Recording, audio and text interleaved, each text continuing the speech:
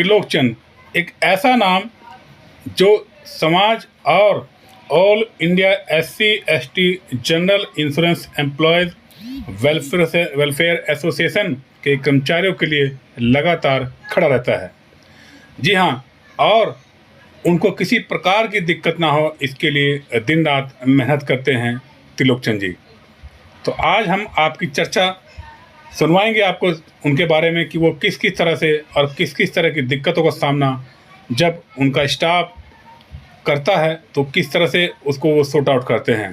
पूरी बातचीत में आपको दिखाएंगे और साथ ही साथ उनके साथ जो तत्पर रहते हैं चंद्रकांत मीना जी जनरल सेक्रेटरी हैं, वो भी उनके साथ लगातार तत्पर रह करके उनके साथ कंधे से कंधा मिलाकर खड़े रहते हैं। त्रिलोकचंद जी लगातार जनरल इंश्योरेंस के जो कर्मचारियों की समस्याओं को लेकर के दो हाथ करने को तैयार रहते हैं अधिकारियों से। पहले उनके बारे में हम जानते हैं, उन्हें जैसा उनके बारे में हमने जाना कि वो बहुत सालों से इस सेवा में लगातार काम करते आ रहे हैं, स्टाफ के लिए लगातार कार्य करते आ रहे हैं ताकि उनको किसी भी समस्या का सामना ना करना पड़े। त्रिलोकचंद जी लगातार all India SC/ST general insurance employees welfare association के अध्यक्ष हैं और ये आप सामने देख पा रहे हैं मीना जी, चंद्रकांत मीना जी लगातार उनके साथ कंधे से कंधा मिलाकर खड़े रहते हैं और त्रिलोकचंद जी भी लगातार लोगों से मिल करके उनकी समस्याओं को लेकर के हमेशा तत्पर रहते हैं और उनके साथ खड़े रहते हैं, चाहे वो समस्या उनसे जुड़ी किसी भी स्टाफ की हो। स्टाफ के लिए वो हमेशा रात दिन कार्य करते हैं। इंश्योरेंस से जुड़े सेक्टर के लोगों की समस्या को वो अपनी समस्या मानते हैं और अपनी समस्या मानकर ही उनके लिए लड़ाई लड़ते हैं। इसलिए प्रमुख नाम है त्रिलोकचंद जी का लोगों की सेवा करने में, लोगों का सम्मान करने में, लोगों की समस्याओं का निदान करने में और सबके साथ मिलकर रहना। सबके साथ मिलकर आप सामने देख पा रहे हैं चंद्रकांत मीना जी हैं और सबके साथ मिलकर रहना त्रिलोकचंद जी की खास पहचान है। त्रिलोकचंद जी को जगह जगह जाकर लोगों से सम्मान मिलता है, लोग उनका सम्मान करते हैं। इन सब को लेकर के हमने बातचीत की त्रिलोकचंद जी से। आइए सुनते हैं। आज हम भारत की राजधानी दिल्ली और दिल्ली हम बात कर रहे हैं इस समय सिंधिया हाउस से। हमारे बीच में ऐसी शख्सियत है जिन्होंने मजदूरों के लिए बहुत बड़े पैमाने पर काम किया है। जिस तरीके से आज मजदूर त्राही त्राही कर रहा है, लेकिन जब बात रखी जाती है तो बड़े पैमाने पर रखी जाती है। और हमारे बीच में है ओरिएंटल इंश्योरेंस के प्रेसिडेंट और जो एक संस्था है all India SC/ST general insurance employees welfare association के राष्ट्रीय अध्यक्ष हमारे बीच में त्रिलोकचंद जी। त्रिलोकचंद जी, आपका नेशन न्यूज इंडिया चैनल में आपका अभिनंदन। धन्यवाद। नमस्कार सर। जिस तरीके से आज मजदूर त्राही त्राही कर रहा है, और ये चाहे गवर्नमेंट सेक्टर है या प्राइवेट सेक्टर है, सब जगह मजदूरों की कोई सुनने वाला नहीं है। जिस तरीके से सरकार ने अभी लेबर कानून लेके जो आए हैं और उस लेबर कानून के अंदर जो पूंजीपति हैं या जो मालिक हैं उनको ज्यादा हक दे दिए हैं। अब मजदूर रोए तो कहां रोए और मजदूर करे तो क्या करे। जी, बहुत अच्छी बात आपने पूछी है और वास्तव में ये हमारे समाज को, जिसे शुरू में दलित कहते थे, डाउन टोडर कहते थे, और उसके बाद इनका नाम रिजर्वेशन के नाम से SC/ST और OBC दिया गया। और ये एक SC/ST जो है बेसिकली लोगों को भ्रम करने वाली बात है। क्या है? एक लिस्ट बनाई गई थी गवर्नमेंट ऑफ इंडिया ने, जो कि जातों को बांटा गया था। आज भी ये वही काम कर रहे हैं जनगणना के अनुसार। क्यों? कि आज हमारे में से, दलित समाज में से जो SC/ST हैं, कुछ लोग ऊपर आना शुरू हो गए। ऊपर का मतलब आपने देखा होगा कि 1947 में जिस टाइम बाबा साहब 1930 के अंदर गोलमेज कॉन्फ्रेंस में गए थे, तो जनरल के ही लोग कहते हैं उनके नेता बने हुए थे। उधर गांधी खड़े हो गए कि मैं हरिजनों का नेता हूं, उधर पटेल जी खड़े हो गए मैं दलितों का नेता हूं। आज तक ये नहीं समझ में आया दलित और हरिजन और डाउन टू अर्थ पिछड़ी जाति ये क्या चीज थी। बेसिकली हिंदुस्तान तो वैसे ही सदियों से गुलामी का जीवन जी रहा था। कुछ ही लोग थे, लिमिटेड लोग थे जो एंजॉय कर रहे थे लाइफ को। जी, ये तो जो बाबा साहब ने देखा अपने टाइम के अंदर, उसके आने के बाद बाबा साहब ने कुछ कॉन्स्टिट्यूशन जब बना तो उसमें ऐसे कुछ प्रोविजन दिए कि इन लोगों की कुछ उत्थान हो सके और ये लोग स्ट्रीम में लाइन में आ जाएं।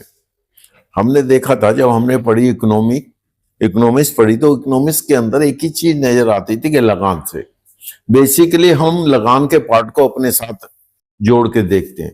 लगान में क्या था, ए ग्रेड भूमि, बी ग्रेड भूमि, सी ग्रेड भूमि, डी ग्रेड भूमि और ई ग्रेड भूमि। ए ग्रेड भूमि वो होती थी जो सबसे ज्यादा उपजाऊ और बिल्कुल नजदीक सेंटर में होती थी, सिक्योर्ड होती थी। जब बी ग्रेड भूमि की तरफ हम गए वो थी लीक से थोड़ी हटके होती थी, गांव से दूर होती थी, रात को कोई सिक्योरिटी नहीं कर सकता था, अनाज चोरी हो जाता था, लोग आग लगा देते थे, फल सब्जियां वगैरह बाहर से बाहर जानवर खा जाते थे। वो फिर इन्होंने क्या करा कि भाई इसको बराबर कैसे करें। जो बी ग्रेड भूमि की उपजाऊ भूमि थी उसमें से इतना इनकम होती थी और ए ग्रेड की जो ज्यादा होती थी ऊपर के भाग को ये कहते थे हम लगान लेंगे। ये लगान की इसी तरह सी ग्रेड भूमि करी इन्होंने। सी ग्रेड में बी ग्रेड से कंपेयर होकर जो बी ग्रेड की इनकम ज्यादा होती थी वो काट के लगान में जाती थी। इसी तरह से इन्होंने जब देखा कि SC ST OBC और दलित और डाउन टू अर्थ लोग जो हमारे हैं, मुझे आज भी एक चीज याद आ रही है कि 1947 में जब देश आजाद हुआ तो पटवारी की कुछ वैकेंसीज निकली जी, और पटवारी मालिक हुआ करता था उस जगह का, जिले का। तो गवर्नमेंट ऑफ इंडिया ने ये देखा तो भाई रिजर्वेशन के अंदर जब हम वे वैकेंसी निकाले तो रिजर्वेशन में भी कुछ बेनिफिट मिलना चाहिए। सोशल रिजर्वेशन कैसे आएगा, पटवारी आएगा तो कुछ देखेगा। इन्होंने जब वो उसमें एक ही जब लिस्ट निकाली उसमें एक क्लास डाली थी एजुकेशन की। हमारे लोग थे ही नहीं 47 के अंदर पढ़े लिखे, ग्रेजुएट की तो बहुत ही कौन लोग थे, क्योंकि पहले मनुस्मृति में सिर्फ राजा महाराजाओं के बच्चों को पढ़ने का वो अधिकार था। मनुस्मृति और या जो उनके गुरु थे जो शिक्षा देते थे उनके बच्चों को अधिकार, बाकी किसी को अधिकार नहीं था पढ़ने का। पढ़ोगे नहीं तो आगे नहीं बढ़ोगे। जब इन्होंने जब निकाला 1947 के अंदर 48 के अंदर आजादी के बाद कि जी हम इसे बांटते हैं, पहले स्टेप मुझे आज भी याद है। उस स्टेप के अंदर मुझे इसलिए याद है कि उस स्टेप के अंदर एक ही क्लास थी, एजुकेशन कॉलम नील कर रखा था, एजुकेशन नील कर रखा था। अच्छा, एजुकेशन नील, कोई क्षेत्रों को पढ़ने का कोई अधिकार नहीं, वो तो पा ही नहीं सकते थे। और वो उन्हीं को बनाना चाहते थे जो जमींदार और उनके खास थे जी, क्योंकि सारी प्रॉपर्टी जो अनकाउंटेड थी वो उनको मिल जाए। क्यों, वैसे राजा कहता था ये पूरा गांव मेरा है, गांव के अंदर जितनी जमीन आ रही है राजा की है जी। राजा की मर्जी होती थी किसी को दे ना दे, वो तो बेगार कराता था। और उसके बाद उन्हीं का एक रोल था, क्या कहते हैं, जो हमारे पटवारी थे वो जगह को डिस्ट्रीब्यूट करने के लिए, और कुछ उन्होंने एरिया रिजर्व रखा था कि ये एरिया जो जंगल की साइड का है वो SC ST और OBC दलितों को दिया जाएगा। अब वो पटवारी जी पढ़े लिखे क्या कि इन्होंने फिर देखा कि उनको रखो कि पुराना सारा जमाने में उर्दू में काम होता था। SC ST में कोई आदमी उर्दू पढ़ना या लिखना जानता हो, सिर्फ 2 चीज, उसको हम पटवारी बनाते। कोई क्वालिफिकेशन नहीं थी, सिर्फ उर्दू की वो होनी चाहिए थी। आप पुरानी उठा के देखे बही वगैरह सब उर्दू का काम होता जी। तो कहने का मतलब ये है कि सर आपका कि जो दलित समाज था या जिसको हम आपने जो दो नाम 3 नाम बताए थे, वो गुलामों के गुलाम थे। हाँ, वे जो अंग्रेजों के शासन में 1947 से पहले जो अंग्रेजों वो का तो ओपनली बोला था बाबा साहब ने खड़े होके कि हमें गुलामी कहाँ मिली, आजादी, हम तो आजादी कहाँ मिली, हम तो फिर गुलामों के गुलाम हो जाएंगे। उन्होंने कहा फिर तुम अपना अलग राज मांग लो, ये भी बात हुई है कहीं ना कहीं। तो ये बात, लेकिन एक ही बात आती है, वो कहते मेरे लोग पढ़े लिखे नहीं है, फिर ये कब्जा कर लेंगे, मैं चलाऊंगा कहां से देश को, पढ़ने देते नहीं स्कूलों में जा, क्यों उन्होंने तो फेस करा था ना, जी, स्कूल के बाहर बैठ के पट्टी पे जहाँ चप्पलें उतारी जाती है वहां बैठ के पढ़ाई होती थी उनकी। ये तो महाराजा वो थे, क्या कहते हैं, उन्होंने गायकवाड़ जी ने उनकी मदद करी, इसलिए बाहर चले गए। बाहर इतनी छुआछात नहीं थी जो इंडिया में थी, और आज भी है इंडिया में। आप राजस्थान चले जाइए, यूपी चले जाइए, बिहार चले जाइए, साउथ में चले जाइए, कहाँ छुआछात नहीं है। क्या दिल्ली में नहीं है सर? दिल्ली में दिल्ली में इसलिए थोड़ी नहीं है, यहाँ सब मिक्स जाती हैं। साउथ में जाओगे तो 90% साउथ इंडियन है, राजस्थान में जाओगे राजस्थानी है 90%। जी, ठीक है, यूपी में जाओगे तो यूपी का है सारा, लेकिन दबे हुए हैं छुआछात। लेकिन वो चीज यहां दिल्ली में इसलिए नहीं है कि यहाँ पे सारी मिक्स है, कोई ब्राह्मण है, कोई ठाकुर है, कोई सरदार है, कोई ईसाई है, सारी जातें यहाँ मिक्स होकर रह रही हैं। मिक्स होकर रह रही हैं तो उनको लेना सारा अपने उसमें करा हुआ है। कुछ क्या कहते हैं मुसलमान है, तो क्या करोगे? तो सर आपका मानना है कि लेके जमींदारी से लेकर और अभी तक का जो ये जो पीरियड है, वहां मजदूरों की दुर्दशा ही रही। दुर्दशा क्यों रही, ये नहीं सोचा किसी ने। जी हाँ, रीजन क्या? मजदूर जो गुलाम था, गुलाम ही मजदूरी करता था। राजा महाराजा और जमींदार कभी गुलाम मजदूरी नहीं करते थे, आज भी नहीं करते। आप देखिए, आज हिंदुस्तान के अंदर कोई आदमी ऑफिसर हो जाता है तो वो अपने घर में बर्तन साफ करने वाली रखता है मजदूरी, खुद बर्तन साफ नहीं करता। तो मजदूर तो एक अलग से कास्ट हो गई, एक जात हो गया, एक धर्म हो गया। जी, जिसका काम मजदूरी करना है वो कौन है? 90% अपने लोग हैं, जो SC ST शूद्र से निम्न वर्ग से काम करते हैं, वही लोग लेबर में, क्योंकि उनको पढ़ने का मौका नहीं मिला। आज भी, आज हमें आजाद हुए लगा लो 47 से, और आज हम 76 साल हो गए हैं। 76 साल के अंदर भी उस स्टेज पे नहीं पहुंचे कि 100% एजुकेशन होगी। और अभी बहुत बढ़िया स्टेटमेंट आई थी, मैंने सुनी है, होगा या नहीं होगा। जितने प्राइवेट स्कूल हैं वो किनके हैं? MP MLA और मिनिस्टरों के हैं, जी, या उनके चचा ताऊ वगैरह के हैं, या जमींदार कोई पैसे वाला उसने खोल दिया। उसमें क्या है कि उन्हीं लोगों को एडमिशन मिलता है। गरीब आदमी कहाँ जाएगा? कहाँ 5 लाख रुपए डोनेशन देगा? कहाँ 40-50 हजार रुपए पर मंथ क्या कहता है उसका बच्चे की फीस देगा? क्योंकि उसको खाने को तो है नहीं, फीस देगा नहीं। तो फिर आप कंपेयर करते हो, जो कंपटीशन आता है कि भाई SC ST को 90% से नीचे से हम नहीं कंसिडर करेंगे। अरे वो लड़का जो कॉन्वेंट स्कूल में, प्राइवेट स्कूल में पढ़ के आया, वो 2 पैसे के चंदे के या पटरी पे बैठ के पढ़ रहा है, वो कहां से तुम्हारा कंपटीशन सेट करेगा? उन्होंने आई थी एक स्टेटमेंट के सारे स्कूलों को गवर्नमेंट के अंडर अधीन कर देना चाहिए। जी, ये क्यों नहीं करते हैं?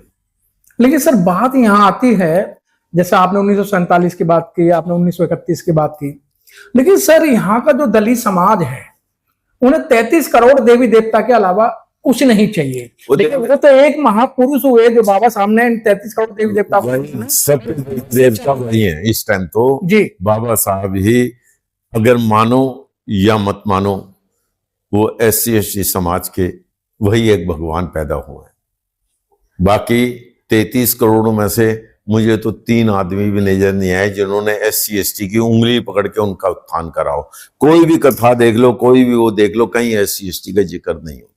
जी, कहीं दिखा भी देते तो लक्कड़हारा शेड्यूल कास्ट में नहीं आता, न शेड्यूल ट्राइब में आता है। ब्राह्मणों की बात होती है, एक ब्राह्मण होता था, एक क्या कहते हैं राजा होता था, 2 सी से तीसरी चीज नहीं दिखाते। जी। कहीं बता दो उन्होंने कोई अछूत बताया हो, कहीं नहीं है ऐसा सिस्टम। 33 करोड़ देवी देवता, अगर एक एक देवता एक एक की भी उंगली पकड़ के तो ये भव सागर पार कर गए होते। आज वहीं के वहीं पड़े हुए हैं। आज भी मैं अपने दिल से कह सकता हूं खोल के, जिस बस्ती में आप रह रहे हो, अगर वो जर्नल की बस्ती है और तुम अकेले हो, तुम अपने आप को डिक्लेयर नहीं कर सकते आज 76 साल के बाद भी कि मैं शेड्यूल कास्ट। लेकिन सर जो डिक्लेयर नहीं कर सकते सर, आज भी छोड़ क्यों नहीं रहे? कारण क्या है उनको ना छोड़ने का?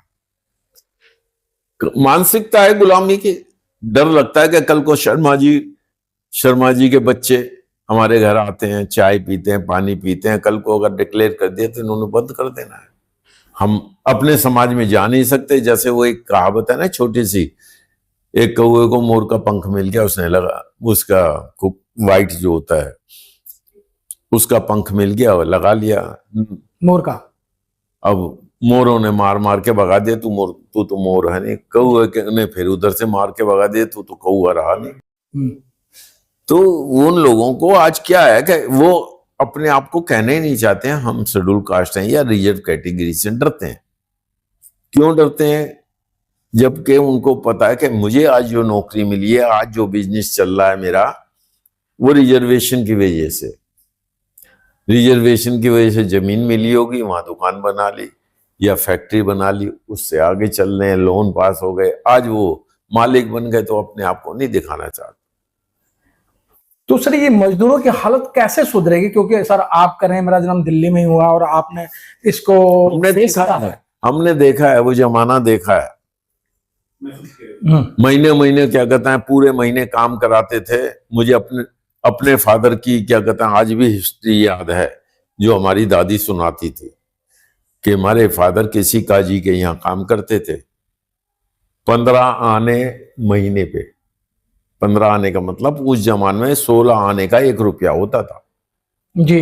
यंग थे, पहलवान थे, बहुत 6 फुट की हाइट थी, गोरी चिट्टे थे। सुबह 6 बजे से लेके रात को क्या कहते हैं 12 बजे तक काम करते थे। कई बार वहीं सो जाते थे।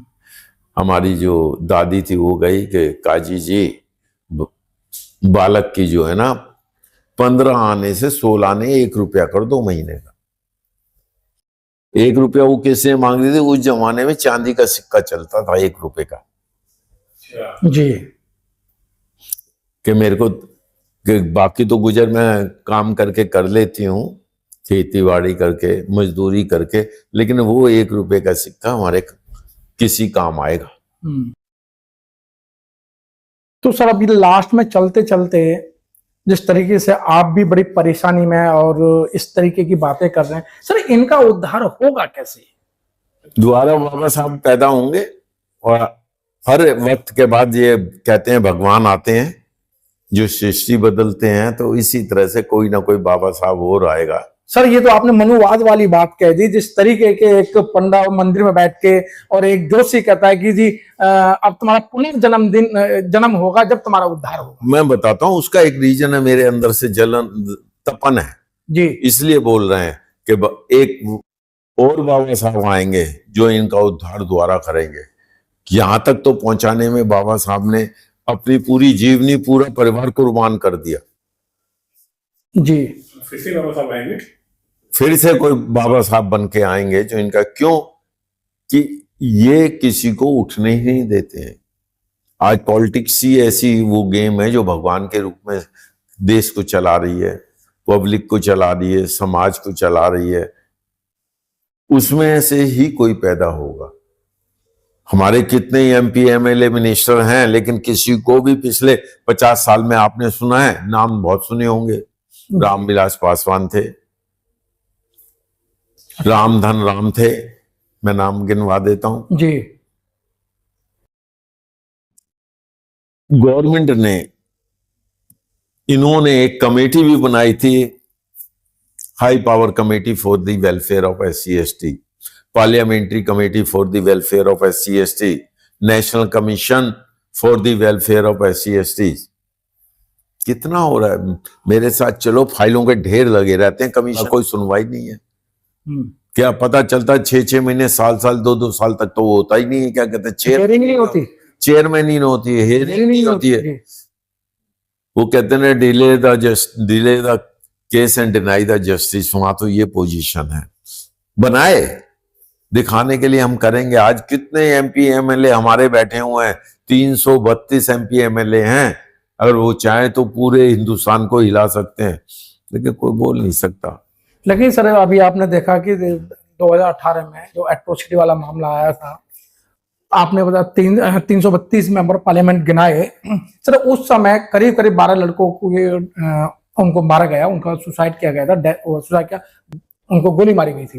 लेकिन किसी भी मेंबर ऑफ पार्लियामेंट ने एक आवाज नहीं उठाई, उनके मुंह में दही जम गई थी। दही रीजन है, आप अच्छी तरह जानते हो। मेरे से क्या कहलवाना चाहते दही? उनका रीजन है कि वो इंडिपेंडेंट कभी नहीं जीत पाते जी, क्योंकि उनको भी जनरल के वोट मिलते हैं जब आते हैं, और जनरल के वोट जब आएंगे जो पार्टी सपोर्ट करेगी। इंडिपेंडेंट आपका बाबा साहब इंडिपेंडेंट खड़े हुए, वो हार गए,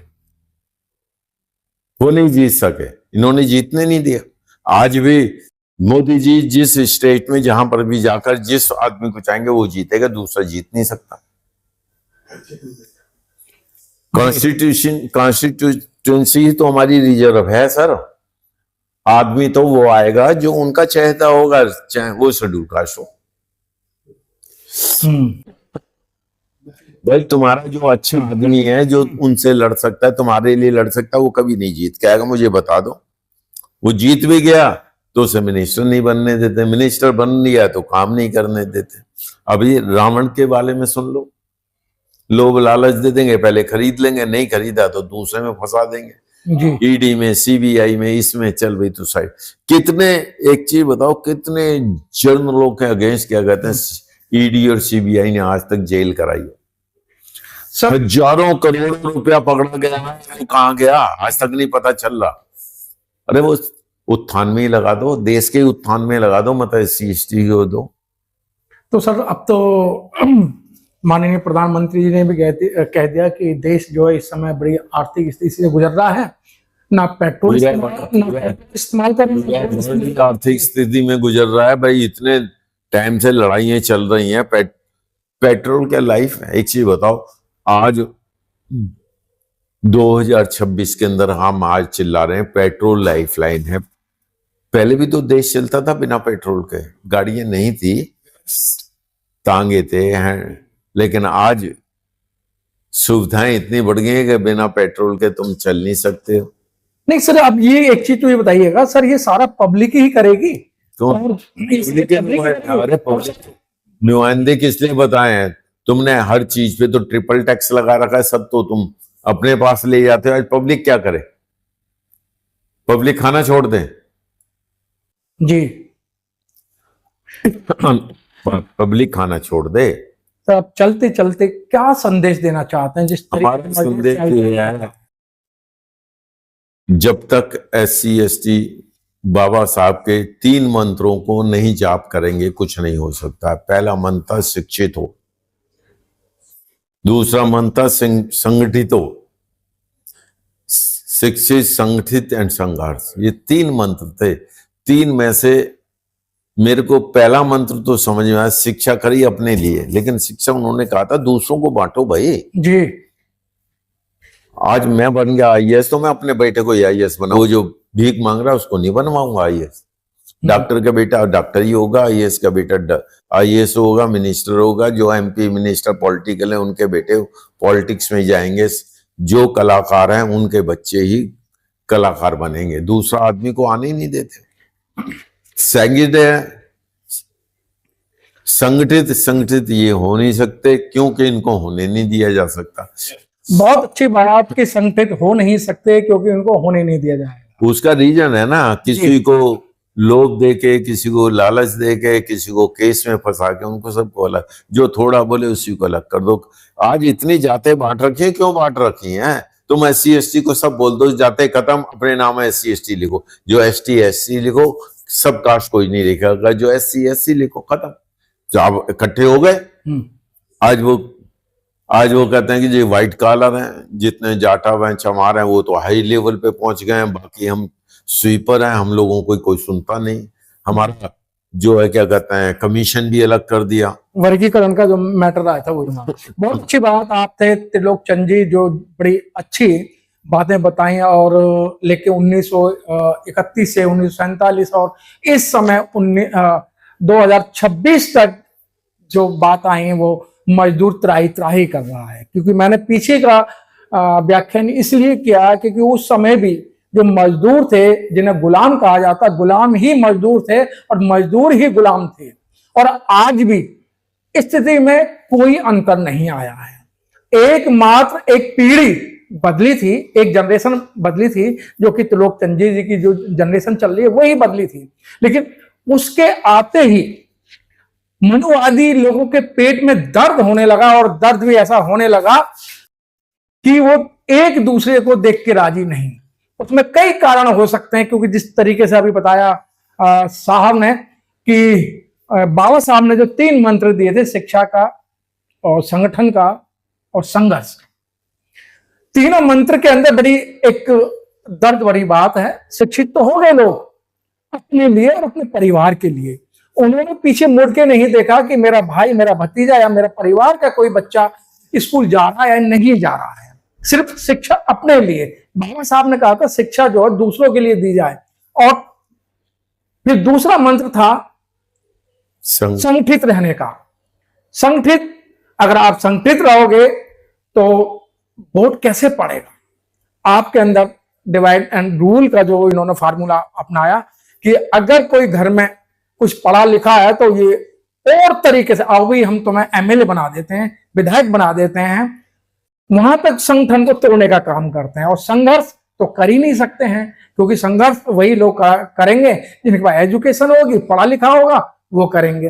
लेकिन इन सब बातों को लेके बाबा साहब का जो जीवन परिचय है और जो बाबा साहब की जो कुर्बानी है उसको आपको पढ़ना होगा और बाबा साहब की कुर्बानी को याद करना होगा। क्योंकि बाबा साहब ने 4 बच्चों के और बगैर दवाई के कारण अपनी जो धर्म पत्नी खोई थी, अपनी पत्नी को खोया था, बेटा खोया था और बेटा भी खोया। क्योंकि अगर बाबा साहब सोचते तो आज विदेशों के अंदर उन पर इतनी बेशुमार संपत्ति ऐसे होती और बच्चे भी खुशहाल रहते। लेकिन बाबा साहब ने सिर्फ भारत के उन बहुजन लोगों को, उन दलित लोगों को बड़े पैमाने पर सोचा, और दलितों को ही नहीं, बैकवर्ड के लोगों को भी सोचा। और बाबा साहब ने कभी भी जो है मतलब ऐसा काम नहीं करा कि मैं किसी से बदला लूं। जब बाबा साहब ने संविधान बनाया तो सबको बराबर का अधिकार दिया, समानता का अधिकार दिया।